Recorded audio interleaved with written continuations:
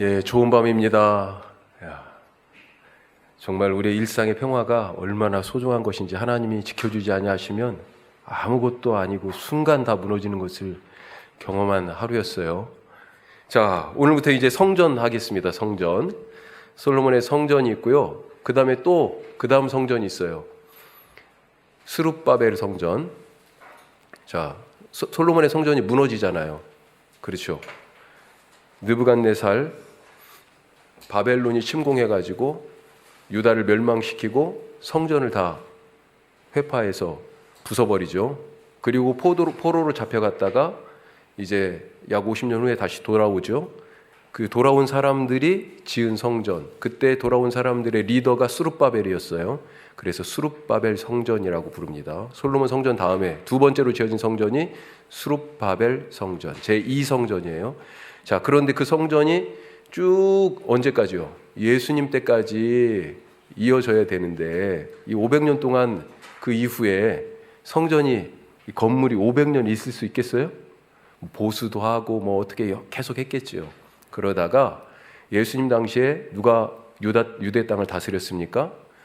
통치는 로마가 했지만 그래서 일부 지역은 총독도 세웠죠. 그런데 총독 세우기 전에 유대 땅 전체를 헤롯 대왕에게 맡겼어요. 로마 황제가. 그래서 헤롯이 유대인들의 환심을 사기 위해서 정통 유대인이 아니었거든요. 그래서 이 제2성전, 스룹바벨 성전, 500년 정도 이렇게 왔던 성전을 완전히 개보수를 했습니다. 그리고 성전 터를 훨씬 더 많이 넓혔어요. 그게 예수님 시대의 성전, 헤롯 성전이라고 부를 수 있는 성전이에요. 그래서 딱히 이렇게 세 개로 나눠지는 건 아니지만 크게 솔로몬의 성전, 스룹바벨의 제2성전, 그 이후에 예수님 시대의 헤롯 성전, 이렇게 성전이 계속 이어지고 있다. 그리고 나서 70년, 주 70년에 로마에 의해서 유대 전쟁이 66년부터 있는데 로마가 이제 완전히 이 반란하는 이 유대의 족속을 다 그냥 진압해버리죠. 그러면서 그동안에는 용인했던 이 종교를 완전히 다 박살내버립니다. 그래서 성전이 이제 그때 완전히 없어진 거예요. 그리고 중세 이후를 지나면서 그 성전 터에 지금 뭐가 세워졌어요?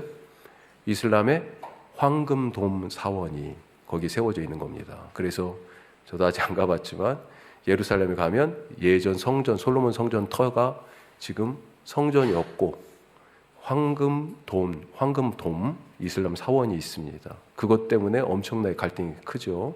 성전은 무너져서 서쪽 벽, 나중에 이제 솔로몬 성전 이후에 그 헤롯 성전 배울 텐데 그때 얘기할 수 있겠는데 서쪽 벽만 남아 있습니다. 그게 통곡의 벽이라고 남아 있어요. 자, 오늘은 제일 처음에 지어진 성전, 솔로몬의 성전에 대한 말씀인데 거기 성전 모형도를 한번 보십시오. 이거는 다음 주에 하겠습니다. 우선 모형도는 참조하시라고 이렇게 올려드렸고 좀 더 관심 있으신 분들은 검색을 한번 해보시면 훨씬 더 좋을 것 같아요. 솔로몬의 성전 모형 뭐 이렇게 해가지고 쳐도 나오니까 자세하게. 이게 프린트를 하다 보니까 뭐 이렇게 너무 컨트라스트가 되게 세더라고요. 그래서 글씨가 잘 분간이 안 가는 부분도 있는데 양해를 부탁드립니다. 자, 이 첫 번째 성전, 우리가 솔로몬의 성전이라고 소위 그렇게 부르는데 솔로몬이 건축했기 때문에, 자, 그러면 솔로몬에 대한 얘기를 먼저 좀 한번 해봐야 되겠다. 솔로몬은 이야기가 열왕기상 1장에서 11장까지 나옵니다. 상당히 많은 부분을 차지해요. 분량적으로. 자, 우리가 솔로몬 하면 뭐라고 얘기합니까? 보통 별명을 지혜의 왕. 솔로몬에 대한 평가 보통 어떻게 평가해요?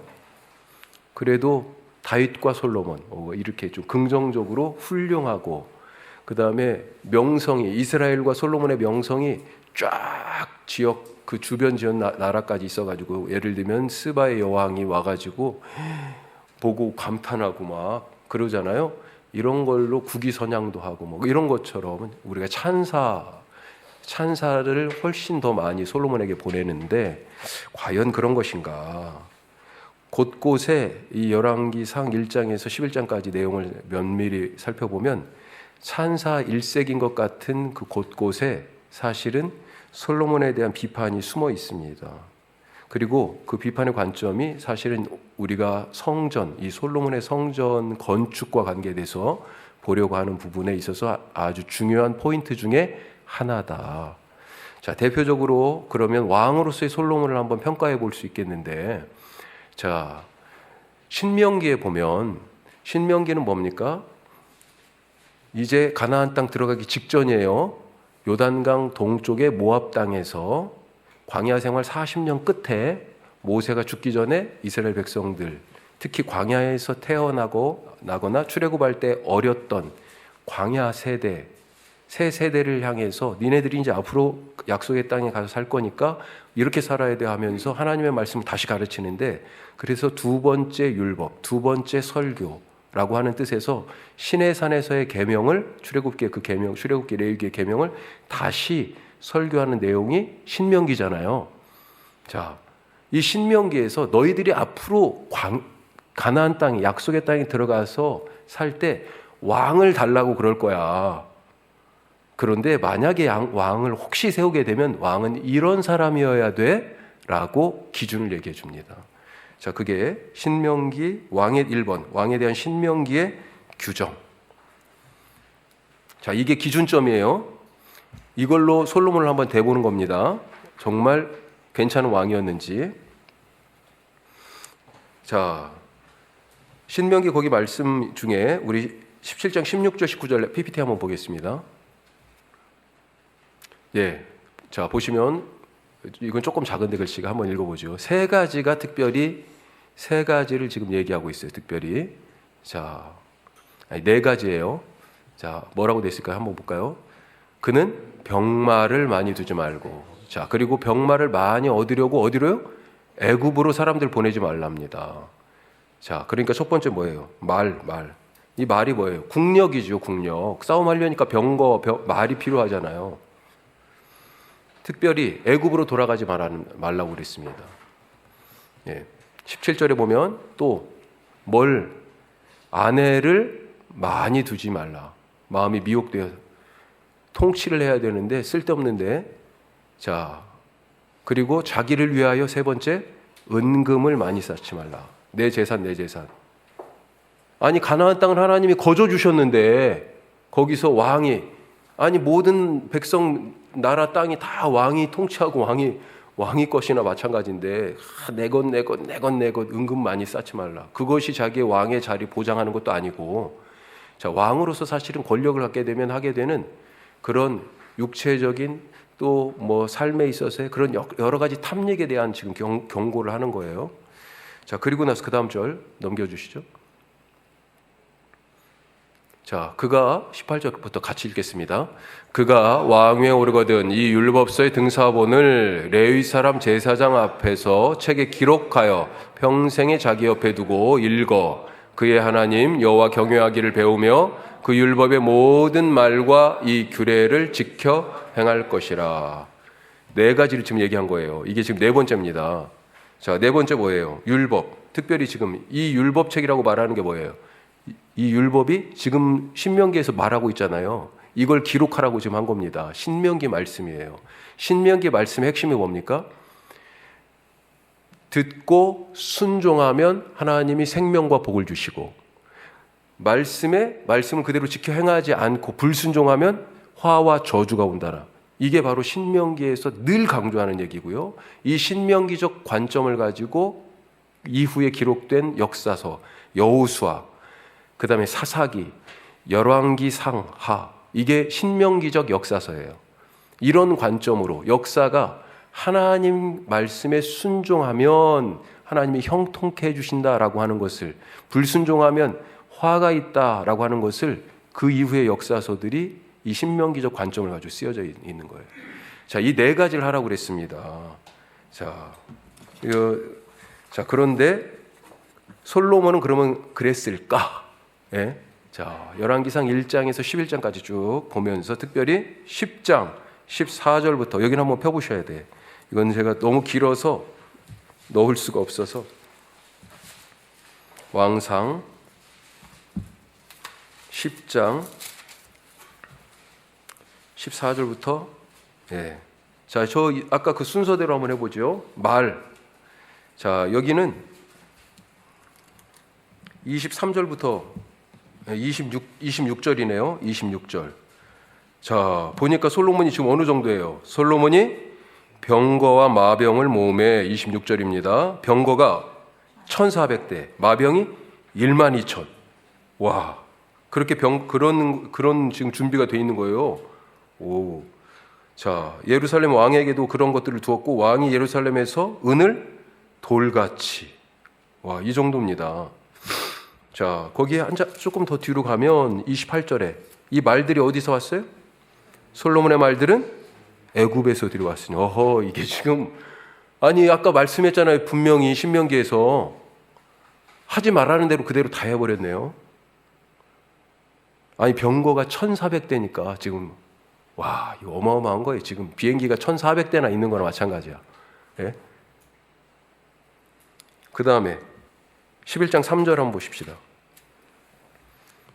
아내를 많이 두지 말라고 그랬잖아요. 자, 그게 11장 1절부터 쭉 나오는 건데 숫자가 3절에 나와요. 같이 해요. 왕은 후궁이 700명, 첩이 300명. 야, 의자왕은 가서 명함도 못 내밀어요. 예? 지금 이 숫자만 해도 1000이에요, 1000. 자, 재산은 어떻습니까? 아까 은금을 많이 가지지 말라고 그랬잖아요. 어떻게 돼 있어요? 자, 14절부터가 있습니다. 이것은 지금 세 단락으로 돼 있는 거예요. 14절부터 14절을 지금 앞단락을 지금 제일 늦게 읽은 겁니다. 14절부터 그 다음에 26절부터 11장 1절부터 이렇게 세 단락으로 나눠져 있는 거예요. 자, 14절에 보니까 세입 금, 세금으로 걷는 금의 무게가 금 666달란트. 자, 노트에 보면 톤으로 환산하니까 얼마요? 25톤이래요. 이게 말이 돼요? 와, 진짜. 금방패가 200개, 작은 금방패가 300개. 아니, 은금을 지금 많이 거두지 말라고 그랬는데 쭉 보면 뭐라고 되어 있어요? 18절에 보면 보좌가, 왕의 보좌를 뭘로 만들었어요? 상아, 거기에다가 또 금으로, 상아와 금으로 만든 보좌예요. 마시는 그릇이 모두가 다 뭐예요? 먹고 마시는 그릇이 금 그릇이에요. 와, 아까 27절 봤는데 은을 돌같이, 은은 아예 귀하지도 않아. 예, 금이 이 정도 많으니까요. 자, 지금 여기까지가 세 가지예요. 그럼 네 번째, 율법에 대해서는 어땠을까? 율법. 자, 아까 솔로몬이 율법, 모세가 말한 그 율법, 신명기 말씀, 그것에 등사본을 만들어 가지고 계명을 지켰냐? 이 열왕기상 11장까지 그 얘기가 없어요. 없어. 그런 얘기가 없습니다. 자, 열왕기상 특별히 이 10장, 11장은 왕으로서 솔로몬을 지금 평가하는 솔로몬 이야기의 끝입니다. 끝이에요. 자, 그런데 그동안의 이야기들이 쭉 솔로몬의 영화, 그의 지혜로움, 그의 명성, 그가 긁어모은 부, 누리는 세상에서의 모든 것들, 이런 것들을 다 보면서 대단한데 막 이렇게 찬사를 보내는 것처럼 보이는데, 이 열왕기상을 기록한 기록자가요, 솔로몬의 이 통치의 시대를 신명기 말씀 그 네 가지 왕의 기준에 지금 딱 비추어 가지고 아닌데 라고 지금 얘기해 주고 있는 거예요. 대단하죠. 아, 그 왕이 그렇게 다스리다 보면 사람이 완전 무결한 사람이 없으니까 한두 가지는 좀 흠결이 있겠지 하는 차원에서 붙여놓은 것처럼 봐서는 안 된다는 겁니다. 잘못된 왕이다 라고 사실은 어떻게 보면 그렇게 얘기하고 있어요. 자, 3번. 그래서 솔로몬에 대한 최종적 평가가 뭐예요? 낙제입니다. 낙제. 어떤 부정적이에요. 부정적. 11장 4절에서 9절까지, 특별히 9절 10절 말씀 보면, 자, 같이 읽어보죠. 거기 노트에 있습니다. 솔로몬이 마음을 돌려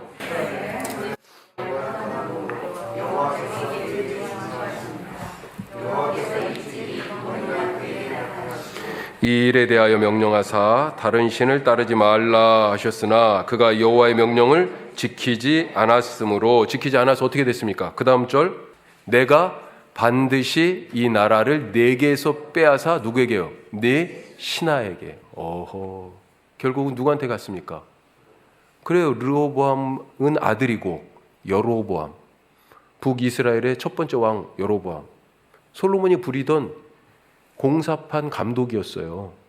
역군의 감독이었는데 여로보암이 10지파를, 그것도 혼자 남았어. 사실은 베냐민은 거의 그냥 이렇게 혹처럼 붙어 있는 거고요, 유다 혼자 남은 거고, 실질적으로는요 10지파, 나머지는 다 독립해 버렸어요. 예.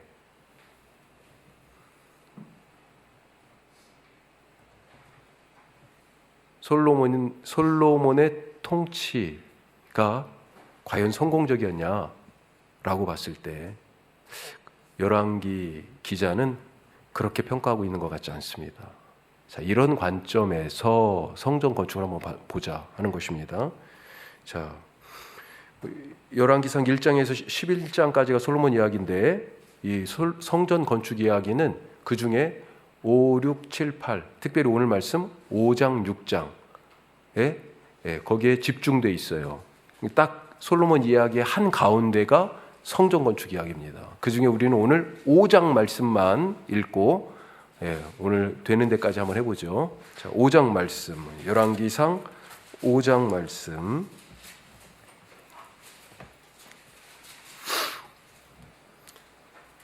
우리 한 절씩 교독하겠습니다. 솔로몬이 기름 부음을 받고 그의 아버지를 이어 왕이 되었다 함을 두로 왕 히람이 듣고 그의 신하들을 솔로몬에게 보냈으니 이는 히람이 평생에 다윗을 사랑하였음이라. 당신도 알거니와 내 아버지 다윗이 사방의 전쟁으로 말미암아 그의 하나님 여호와의 이름을 위하여 성전을 건축하지 못하고 여호와께서 그의 원수들을 그의 발바닥 밑에 두시기를 기다렸나이다.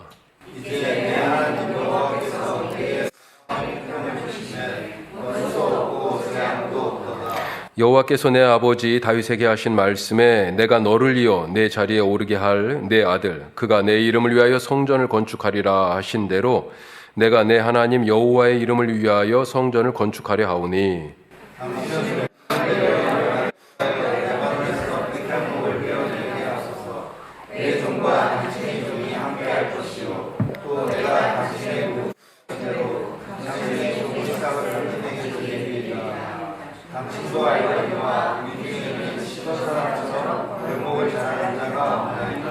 히람이 솔로몬의 말을 듣고 크게 기뻐하여 이르되 오늘 여호와를 찬양할지로다. 그가 다윗에게 지혜로운 아들을 주사 그 많은 백성을 다스리게 하셨도다 하고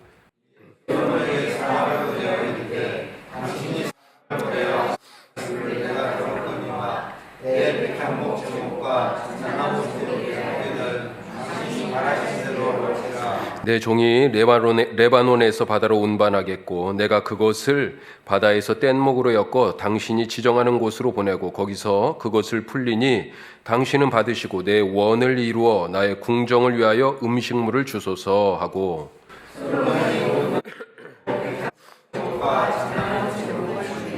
솔로몬이 히람에게 그의 궁정의 음식물로 밀 2만 고루와 맑은 기름 20고루를 주고 해마다 그와 같이 주었더라.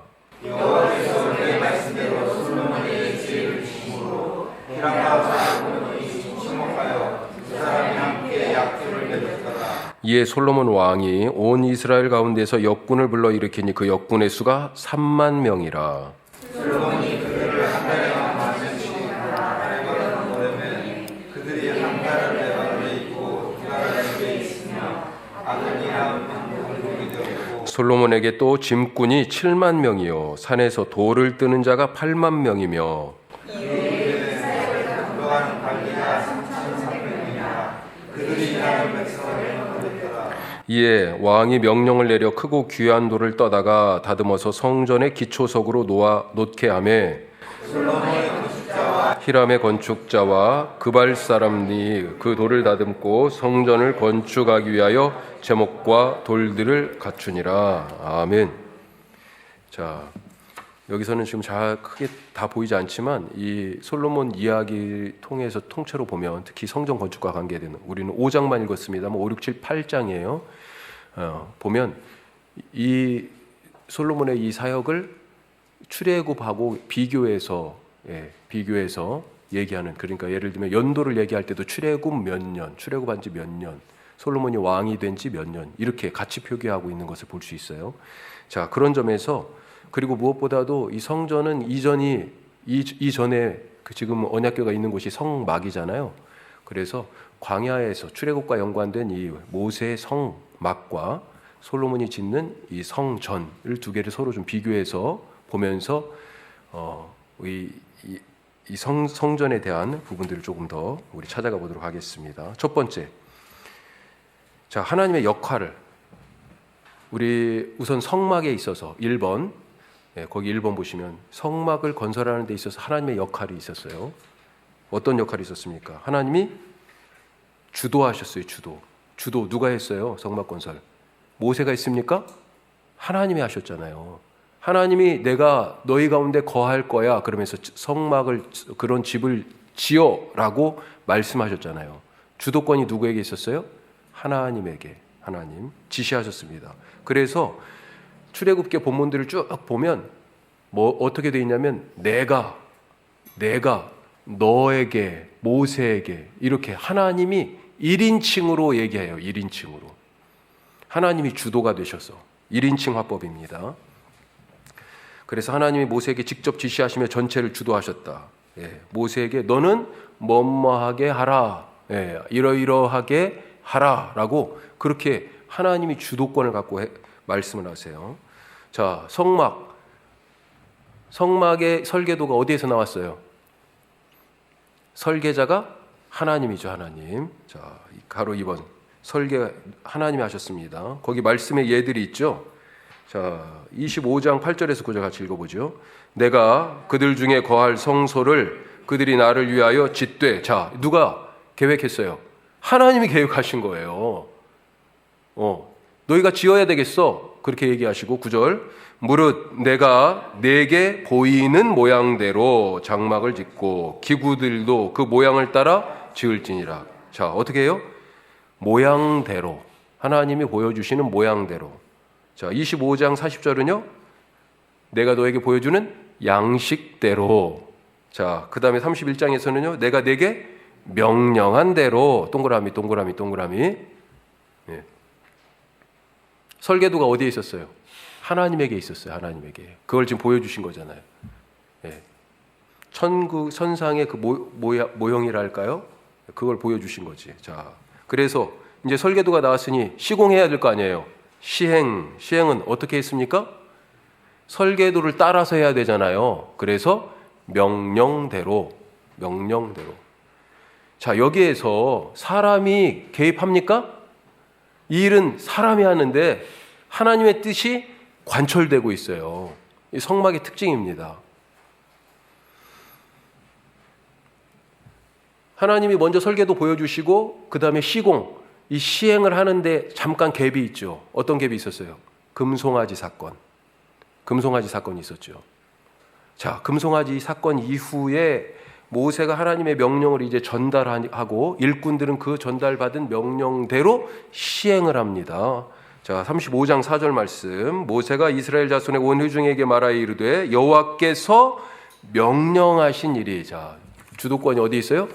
여호와께서 명령하신 것을 모세가 명령한 게 아니에요. 계속 보면 지금 제가 굵은 글씨를 거기다 써놨는데 그 앞에 여호와께서에다가 동그라미를 쳐주시면 훨씬 더 좋겠어요. 35장 29절 말씀도 자, 마음에 자원하는 남녀는 누구나 여호와께서 모세의 손을 빌어 명령하신. 출발이 어디예요? 여호와께서. 명령의 주체를 기억하실 수 있기 바랍니다. 그래서 출애굽기 성막 건축은 하나님이 계획하시고 그리고 하나님이 어떻게 만들어라고 보여주시며 방식을 지시하시고 그리고 모세와 이스라엘 백성들은 그 명령에 순종하고 또 일꾼들은 작업 수행에 필요한 기술을 하나님이 일꾼들에게 부여하여 주신 그렇게 해가지고 성막이 만들어졌다라고 하는 것입니다. 모든 것이 다 그 사이사이에 사람들이 있어요. 모세도 있고 백성도 있고 부살렐과 오홀리압도 있고 뭐 이렇게 다 있어요. 그런데 결국 누가 하신 거예요? 하나님이 주도적으로 결국은 처음부터 끝까지 하신 거예요. 그래서 다 짓고 나서 하나님이 임재하셨잖아요. 구름과 불로. 자, 그런데 솔로몬의 성전 건축 누가 주도했습니까? 하나님이면 좋겠는데 열왕기를 쫙 읽어보면요, 솔로몬인 거예요. 솔로몬. 성막과 달리 성전 건축에 대해서 하나님이요 지시하시고 내가 집이 있어야 되겠어 라고 그런 당신의 뜻을 그래서 성전을 지어 이런 명령이 없습니다. 자, 짓는데 이러이러하게 지어 라고 성막은 양식을 보여주셨잖아요.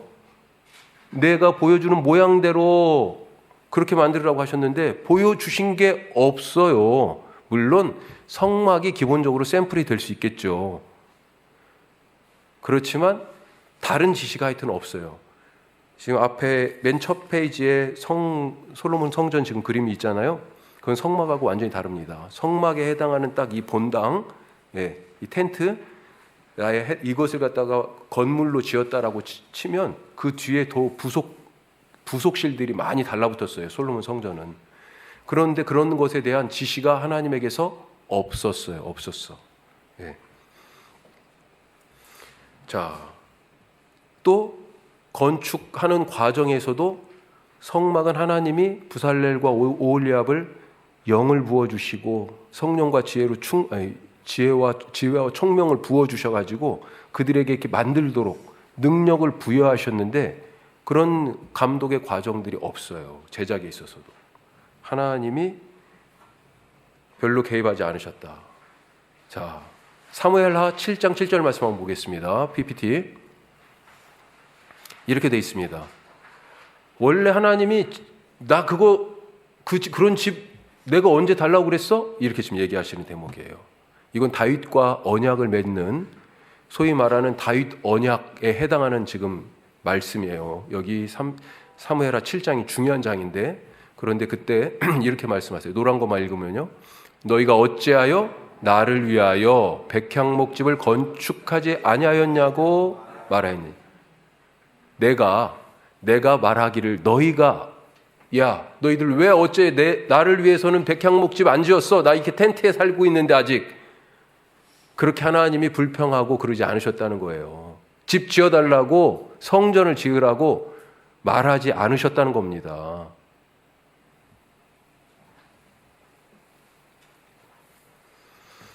자, 오늘 말씀을 읽어보니까 5장 1절에 왜 성전 건축이 갑자기 시작됐어요?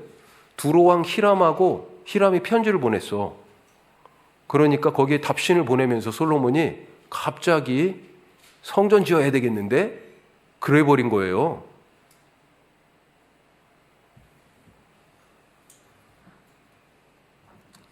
이 열왕기 말씀 속에서 11장까지 하나님께서는 성전 건축에 대해서 철저하게 어떤 의미에서는 침묵하고 계신다.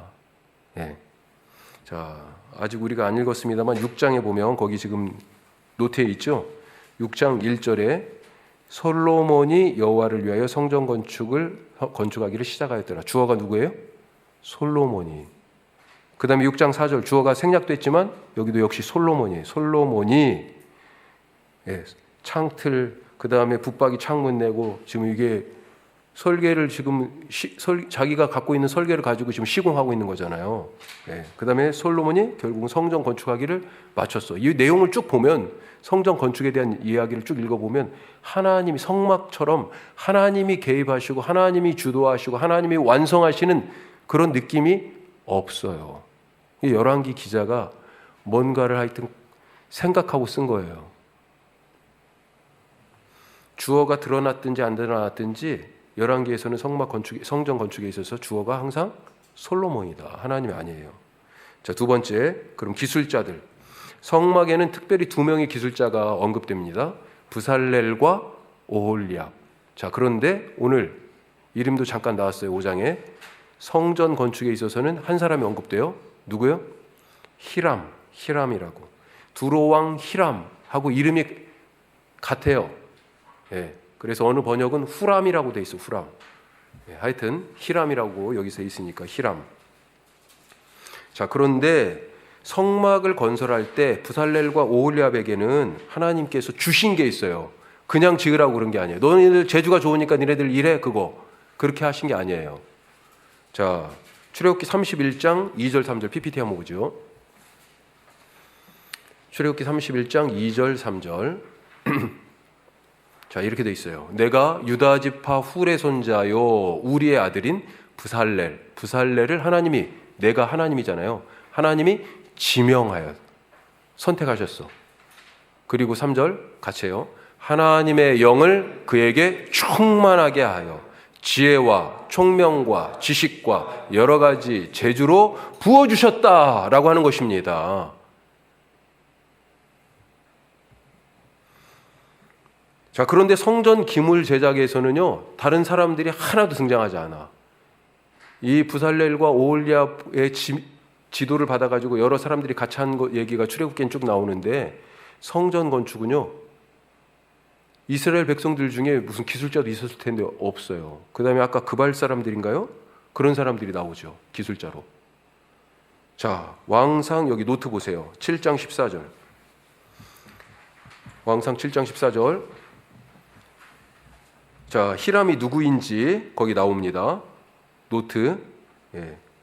왕상 7장 14절 같이 읽어보죠. 그는 납달리 지파 과부의 아들이요 그의 아버지는 두로 사람이니 놋쇠 대장장이라. 이 히람은 모든 놋일에 지혜와 총명과 재능을 구비한 자이더니 솔로몬 왕에게 와서 그 모든 공사를 하니라.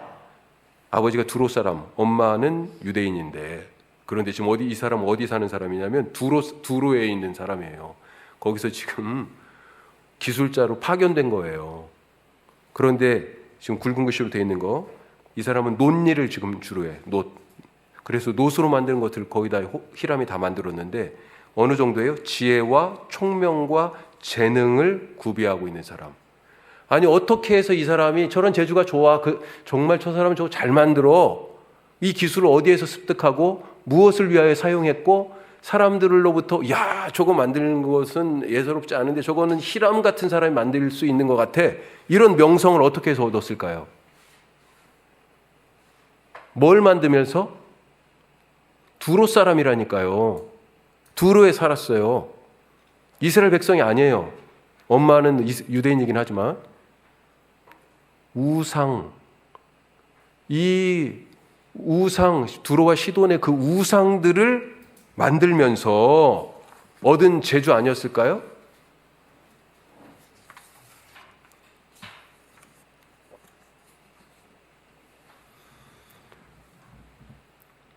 겉으로 드러난 화려한 성전, 그렇지만 그 이면에 다른 모습들이 있다라고 하는 것입니다. 더 하고 싶지만 오늘은 여기까지 하도록 하겠습니다. 나라를 위해서 오늘 잠깐 우리 기도하는 시간 갖도록 하겠습니다. 무엇보다도 제일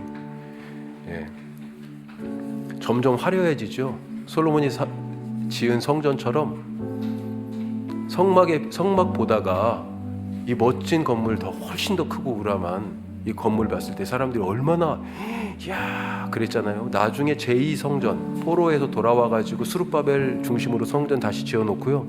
처음 성전을 보고 기억하고 있던 사람들은 두 번째 성전 보고 울었어요. 그만큼 지금 화려한 건물입니다. 그런데 이 건물을 세우는데 하나님이 지금 주도하고 계시지 않은 거예요. 성막이었지만 하나님이 말씀하셨고 내가 거기 너희 가운데 거할 거야 말씀하시고 이렇게 지어 또 짓는 사람들에게 당신의 영을 부어주시고 지혜와 총명으로 그렇게 붙잡아서 성막을 짓도록 하셨는데 성전은 재주는 더 좋을지 모르겠어요. 인간적인 재주는. 그런데 하나님이 개입하신 흔적이 별로 없어요. 자기 좋자고 하는 일인가요? 이 나라가 겉으로는 지금 번쩍번쩍하게 세워지고 있는 것 같지만 우리 다 알잖아요. 너무 위태위태하지 않습니까? 주님, 이 공동체를 불쌍히 여겨 주시옵소서. 기도하시고 주님 모든 것을 바르게 하여 주시옵소서. 우리를 회복시켜 주시고 무엇보다도 한 가지 더 기도할 것은 우리는 영적 책임이 있어요. 한국 교회가 이 공동체 문제에 책임이 있는데 우리 교회가 바로 서지 못했습니다. 주님 용서하여 주시옵소서. 회개하고 일이 평화롭게 잘 수습되고 하나님의 정의가 세워지고 무엇보다도 내실이 있는 말씀의 반석 위에 선 대한민국 공동체 될 수 있도록 우리 다 같이 간절하게 기도하겠습니다.